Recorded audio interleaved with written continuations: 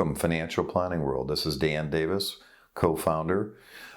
Today's focus is really around industry trends, and the focus is going to be on AI and Fintech. I'm reminded of a story back in the early 90s, maybe I was like 24-ish, and I'm in Springfield with one of my mentors, and we're cruising down a strip that's just really beautiful, and we see this old bank, and it's one of those, you can kind of get the vision, it's one of those old southern looking banks, has a lot of charm, strength, columns, it's white.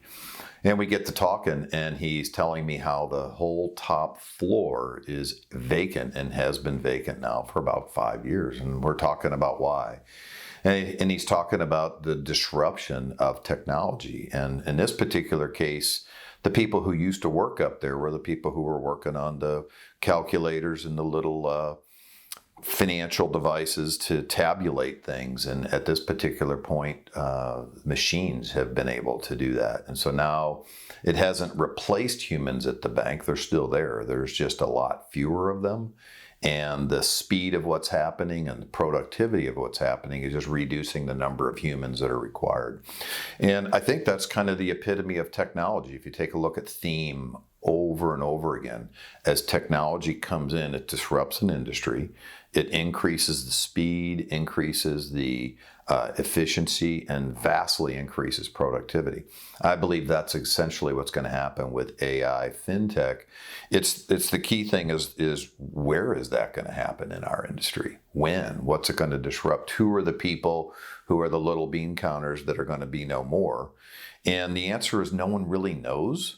But what I can tell you is that the Swiss watchmakers really believed that their way of making watches was so sophisticated and artistic that the way the Japanese were doing it with this digital stuff, that would never impact their industry. And we all know the story that they went from having, the vast market share to just getting pummeled. It's not as though they are no more, but the digital watch industry is just crushed. And I believe that we have the same kind of risk here. And so here's what I believe to be fact, and then I'll go to what I believe is my opinion. So fact is our industry is not one of early adopters. It is an industry that resists change, relative to the lowest tiers like credit unions, to the big money-making investment banks, everything in between. We kind of want what we want the way we've been doing it so that we can make more money and do it in less time. But the reality of it is that AI Fintech is the new technology that's coming in, the GPT chat, all that stuff. Like I said, it's going to increase speed, it's going to increase efficiency, and it's going to increase productivity. And the number of workers that are needed to get that done will be less. So those are things that are obvious facts. Now, some things that are my opinion is, first off, is our clients who are in their 70s and older, I don't think they really care about this or the implications. So there's times where I'm talking to financial advisors at different conferences, and I'll ask them, what do you think about AI, Fintech, blah, blah, blah. And I think they look at that group and their relationship with them, and they come to a conclusion that it doesn't really affect them. Again, in my opinion, is people who are my age, in their 50s and lower, it really is important to us. We realize that these tools make us faster, stronger, etc.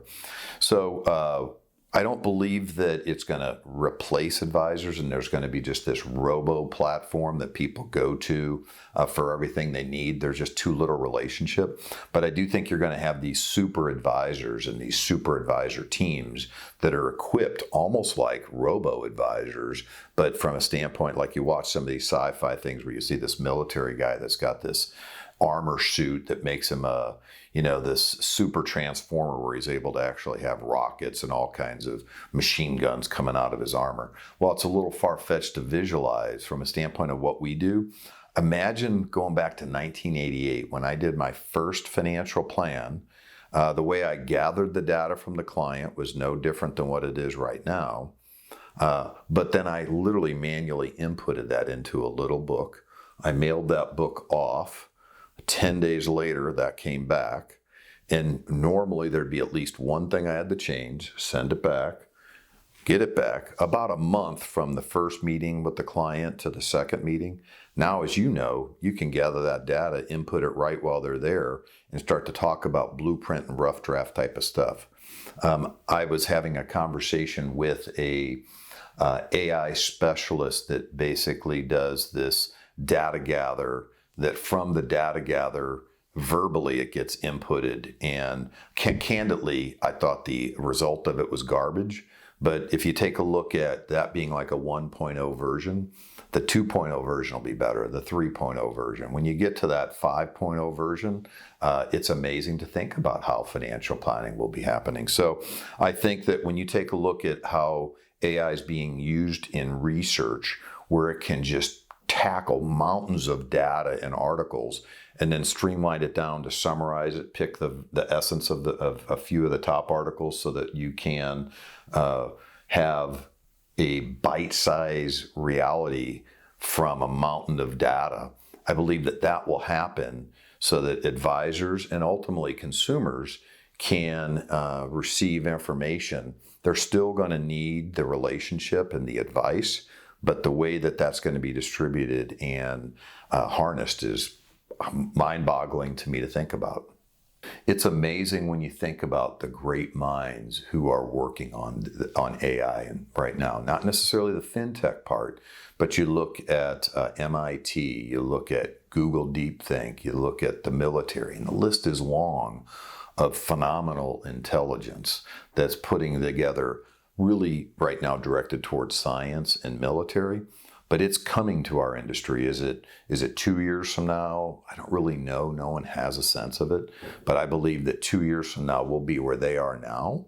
They'll be much further along. 5 years from now, I think if you go back, it's going to be mind-boggling as to what's happening within our industry. I know that as part of a leader of thinking in our industry, I don't want to be left behind. I don't want to be that Swiss watchmaker, and I don't want you as our financial planning world community to get left behind. So we're working on some things. I'll give you an example. We're working with a Fintech solution right now, and our focus is in on love affair marketing. Some of you are familiar with Ron Carson. We started with his coaching program like 1999, something like that.